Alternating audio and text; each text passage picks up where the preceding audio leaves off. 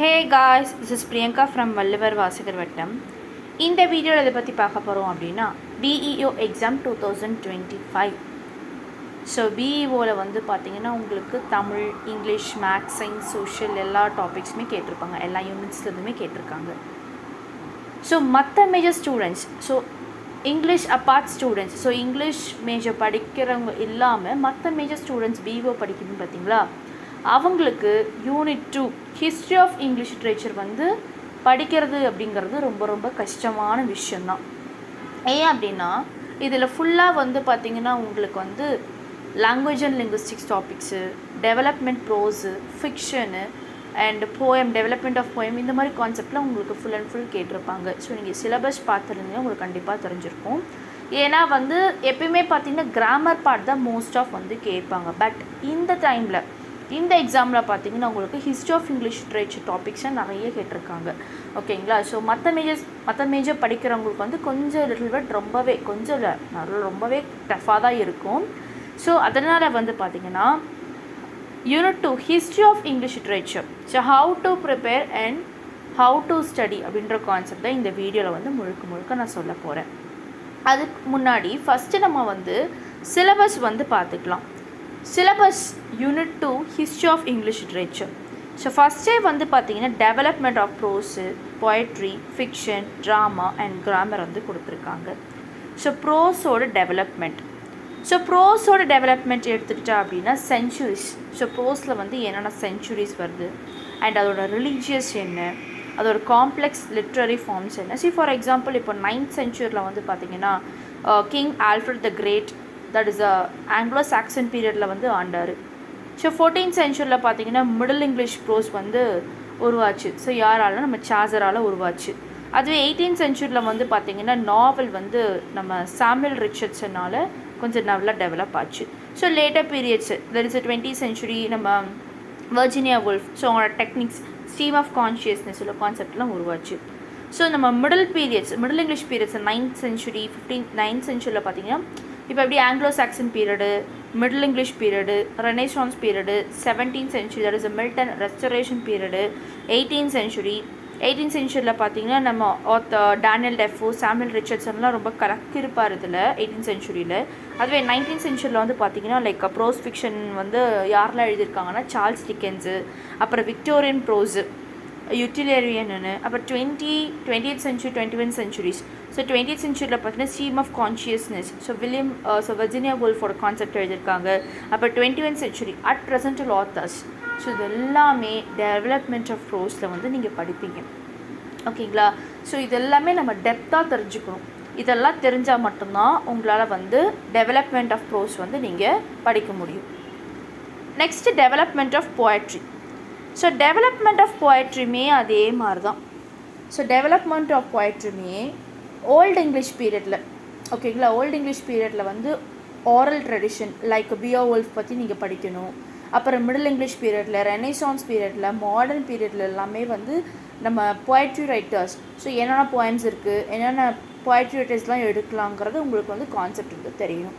இப்போ old English poetry, so old English போயட்ரினா பார்த்தீங்கன்னா 450 1066 வரைக்குமே இருந்தது.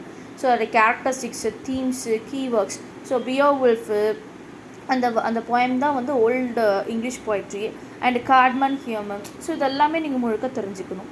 Next middle English poetry 1066 1500. So இதோட கேரக்டர்ஸு, தீம்ஸு அண்ட் நம்ம ஆத்தர் லைக் சாசர் எழுதின கேண்டர்பரி டேல்ஸு, அப்புறம் வந்து பார்த்திங்கன்னா ஷெர் கவர்மெண்ட் அந்த க்ரீன் மைட்டு, இதெல்லாம் நீங்கள் தெரிஞ்சு வச்சுக்கணும். அப்புறம் ரெனேசான்ஸ் பீரியட் 14th சென்ச்சுரிலேருந்து 17th சென்ச்சுரி வரைக்குமே, ஸோ லைக் வில்லியம் ஷேக்ஸ்பியரோட சானெட்டு, பிளேஸ் எல்லாமே நீங்கள் தெரிஞ்சு வச்சுக்கணும். And the metaphysical and Augustan ages 17th சென்ச்சுரிலேருந்து 18th சென்ச்சுரி. ஸோ இதில் வந்து பார்த்திங்கன்னா நம்ம அலெக்சாண்டர் போப்போட போயம்ஸ் எல்லாமே இதில் இருக்கும். ஸோ நீங்கள் இதெல்லாமே தெரிஞ்சு வச்சுக்கணும். அப்புறம் romanticism poem. So romanticism 18th century, late early 19th century. So நம்ம William Wordsworth, Samuel Taylor Coleridge, John Keats, Shelley, இவங்களோட ஒர்க்ஸ், இவங்களோட போயம்ஸ் எல்லாமே நீங்கள் தெரிஞ்சு வச்சுக்கணும். அப்புறம் விக்டோரியன் எரா 19th சென்ச்சுரியில் பார்த்தீங்கன்னா like Alfred Lord Tennyson, Robert Browning, Matthew Arnold, so இவங்களோட போயம்ஸ் எல்லாமே நீங்கள் தெரிஞ்சு வச்சுக்கணும். அப்புறம் modernism and contemporary poetry 20th century at present. So modernism, post modernism. So மாடர்னிசமில் பார்த்தீங்கன்னா டிஎஸ் எலியட் ஒர்க்ஸ் இருக்கும், எஸ்ரா போன் ஒர்க்ஸ் இருக்கும். அதுவே போஸ்ட் மாடர்னிசம் பார்த்தீங்கன்னா உங்களுக்கு ஃபுல்லாக வந்து பார்த்தீங்கன்னா கிராண்ட் நரேட்டிவ்ஸ் உள்ள கான்செப்டாக வந்து கொடுத்துருப்பாங்க. And contemporary. ஸோ கண்டெம்ப்ரரினா இப்போ இருக்க அட் ப்ரெசென்ட் ஆத்தர்ஸோட போயம்ஸ் எல்லாமே நீங்கள் தெரிஞ்சு வச்சுக்கணும். ஸோ ஓல்டு இங்கிலீஷ் போய்ட்ரிலேருந்து இப்போ 20th சென்ச்சுரியோட ஆத்தர் போய்ட்ரி வரைக்குமே நீங்கள் முழுக்க தெரிஞ்சுக்கணும். இதுதான் பார்த்தீங்கன்னா டெவலப்மெண்ட் ஆஃப் போய்ட்ரி. அப்புறம் development of fiction. So fiction வந்து எப்படி வளர்ந்தது, ஸோ ஃபிக்ஷன் யாரெல்லாம் எந்தெந்த ஆத்தர்ஸ்லாம் இருந்தாங்க அப்படின்றது இப்போ உங்களுக்கு வந்து நான் யாருன்றது சொல்கிறேன். ஸோ ஃபிக்ஷன் வந்து பார்த்திங்கன்னா உங்களுக்கு it is full of epics, romances உள்ள கான்செப்ட் தான் இருக்கும். மெயினாக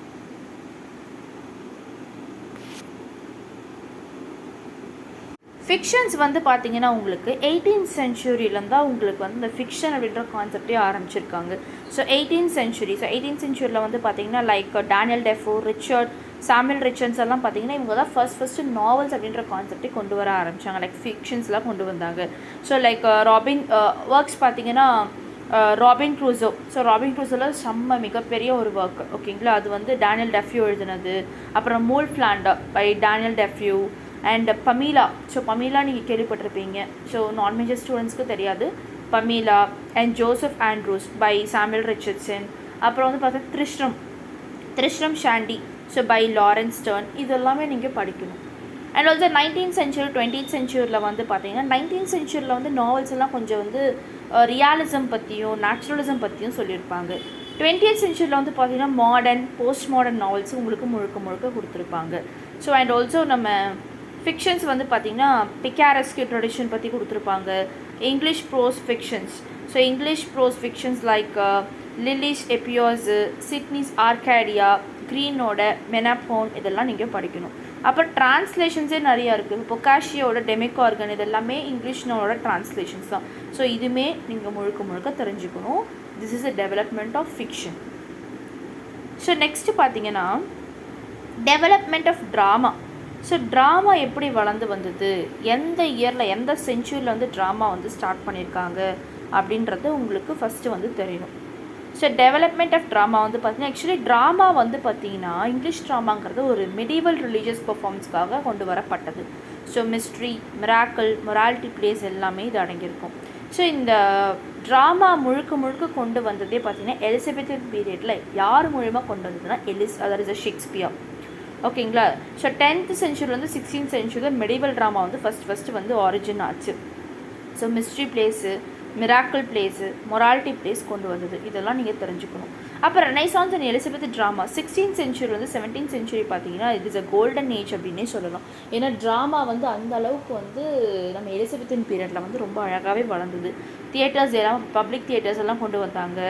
and also like William Shakespeare, Christopher Marlowe, Ben Jonson இவங்க எல்லாமே ப்ளே ரைட்டர்ஸ் தான். ஸோ இவங்க மூலமாக நிறையா பிளேஸ் எல்லாமே தட் இஸ் ட்ராமாஸ் எல்லாமே தியேட்டர்ஸில் வந்து கொண்டு வரப்பட்டது. ஸோ அண்ட் ஆல்சோ ஜானர் வந்து பார்த்திங்கன்னா மோஸ்ட் ஆஃப் வந்து நம்ம ட்ராமாவில் வந்து ட்ராஜடி, காமெடி கலந்ததாக தான் இருக்கும். ஸோ எலிசபெத் ட்ராமாவே வந்து பார்த்திங்கன்னா நிறையா ட்ராமாட்டிக் டெக்னிக்ஸு, மொராலிட்டி பிளேஸ் எல்லாம் வச்சு தான் இன்ஃப்ளூயன்ஸ் பண்ணி எழுதியிருப்பாங்க. அதே நெக்ஸ்ட்டு விக்டோரியன் பீரியடும் மாடர்ன் பீரியட் பார்த்திங்கன்னா 19th சென்ச்சுரி வந்து 20th சென்ச்சுரி வரைக்கும் ட்ராமா வந்து மோஸ்ட் ஆஃப் வந்து வந்தது. Henrik Ibsen. So Henrik Ibsen யாருன்னா he is a father of the modern drama. இதை நீங்கள் தெரிஞ்சுக்கோங்க.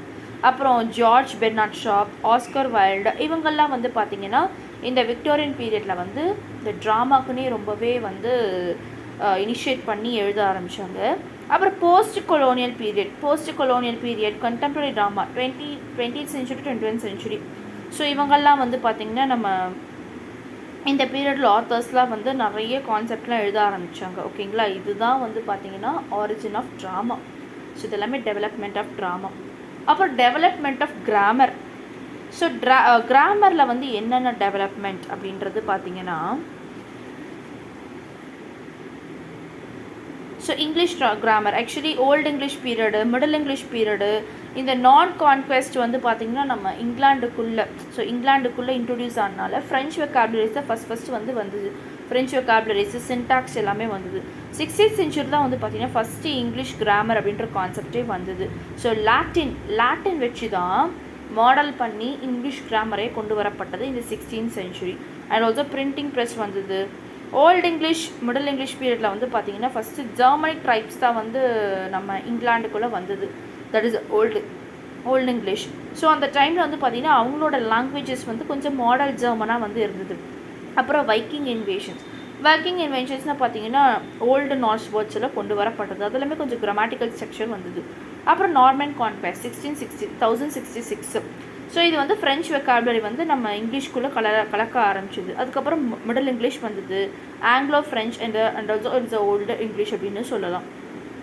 மாடர்ன் இங்கிலீஷ் பீரியட் 16th centuryலேருந்து இப்போ ப்ரெசென்ட் வரைக்குமே. இப்போ ரெனைசான்ஸ் பீரியடில் வந்து பார்த்திங்கன்னா லாட்டின் க்ரீக் வேர்ட்ஸ் எல்லாமே கொண்டு வரப்பட்டது. ஃபஸ்ட்டு கிராமர்னாலே பார்த்திங்கன்னா யார் வந்து கொண்டு வரப்பட்டதுன்னா வில்லியம் புலோக்கர் அப்படின்றவர் தான் இந்த 1586. ஓகேங்களா, it is a 16th century. So இது வந்து எப்படி மாடல் பண்ணியிருக்காங்கன்னா லாட்டின் கிராமர் ரூல்ஸ் படி தான் மாடல் பண்ணியிருக்காங்க. அப்புறம் பிரிண்டிங் ப்ரெஸ்ஸு 15th century வந்து பிரிண்டிங் ப்ரெஸ்ஸு.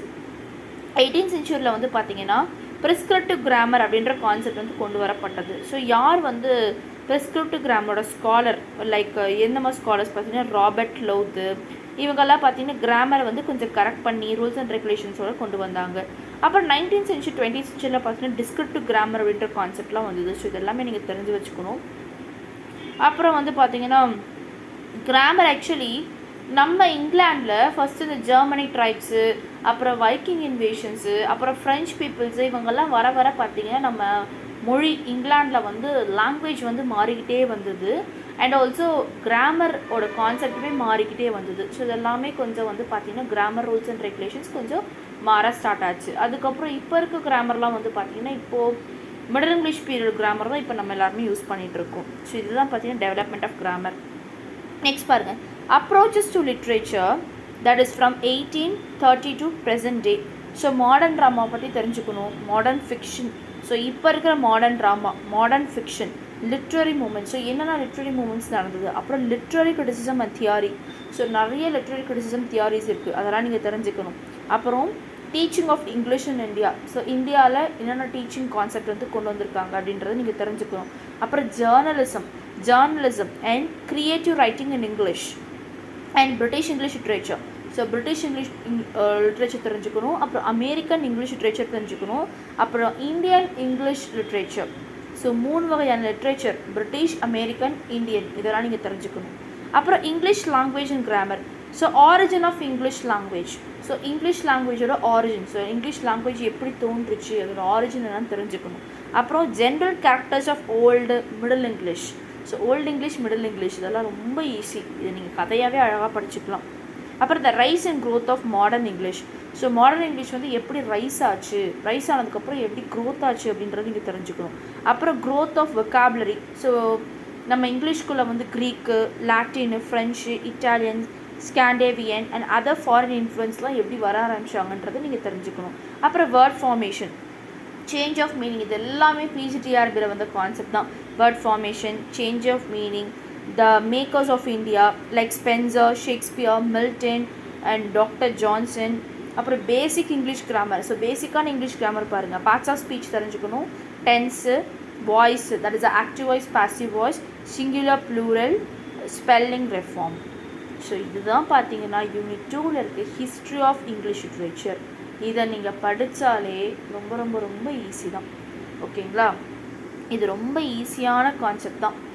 ஸோ வந்து நீங்கள் வந்து இதெல்லாம் தரவு பண்ணி படித்தாலே யூனிட் 2 வந்து நல்லாவே மார்க்ஸ் ஸ்கோர் பண்ணிடலாம். 18 மார்க்ஸ் ஸ்கோர் பண்ணணும் யூனிட் 2ல். ஸோ 18 மார்க் நீங்கள் ஸ்கோர் பண்ணிடலாம். ஓகேங்களா. ஸோ BEO இங்கிலீஷ்க்கு வந்து பார்த்தீங்கன்னா கிளாஸ் வந்து November 1லேருந்து November 30 வரைக்கும் ஸ்டார்ட் ஆக போகுது. ஆக்சுவலி நான் ஆல்ரெடி இந்த வீடியோ நான் போட்டிருப்பேன், மறுபடியும் இன்றைக்கி நான் சொல்கிறேன். November 1லேருந்து November 30. So most of English literature students வந்து இது வந்து ஜாயின் பண்ண மாட்டீங்க. பட் ஒரு சில பேர் ஜாயின் பண்ணனால விருப்பப்பட்டு ஜாயின் பண்ணிக்கலாம். உங்களுக்கு இல்லை மோஸ்ட் ஆஃப் நான் இங்கிலீஷ் மேஜர் ஸ்டூடெண்ட்ஸ் தான் நிறைய பேர் எனக்கு கால் பண்ணி BEOக்கு இங்கிலீஷ்க்கு வந்து கேட்டிருந்தீங்க. ஸோ அவங்களுக்காகவே இந்த வீடியோ வந்து நான் இந்த போஸ்ட் பண்ணுறேன், யூடியூப்பில் போஸ்ட் பண்ணுறேன். So BEO exam 2025 unit 2 the history of English literature class வந்து பார்த்தீங்கன்னா நவம்பர் 1 to நவம்பர் 30 1 மந்த்துக்கு session, study materials, test, recorded class, test PDF, answer PDF உங்களுக்கு எல்லாமே நான் ஷேர் பண்ணிடுவேன். ஸோ கிளாஸ் டைமிங் பார்த்தீங்கன்னா ஈவினிங் 6 to 7 1 hour ரெகுலராக வந்து கிளாஸ் போகும். ஸோ உங்களுக்கு வந்து பார்த்தீங்கன்னா ஒரு 2 நாள் November 1 and 2 free demo session for BEO English unit 2.